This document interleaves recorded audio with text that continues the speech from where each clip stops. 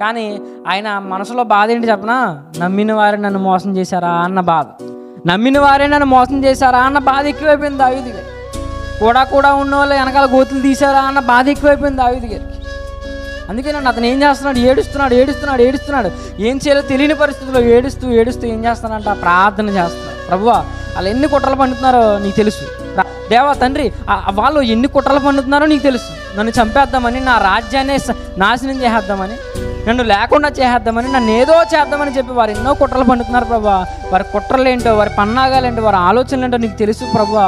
నువ్వేం చేయ వారిని చెడగొట్టు. నేను తలుచుకుంటే ఏదైనా చేయొచ్చు, కానీ నేను ఏం చేయను. ఎందుకంటే ఈరోజు నేను నీ మీద ఆధారపడ్డాను. నీ మీద ఆధారపడ్డాను, నీ మీద ఆనుకుని ఉన్నాను. కాబట్టి నా జీవితంలో ఇప్పుడు ఈ క్షణంలో ఏం జరగాలన్నది ఎవరు చేయాలి? నువ్వే చేయాలి ప్రభువా, నువ్వే చేయాలి తండ్రి అని చెప్పి ఆ పరిస్థితుల్లో కూడా దావీదు దేవుని మీద ఆధారపడి ముందుకు వెళ్ళి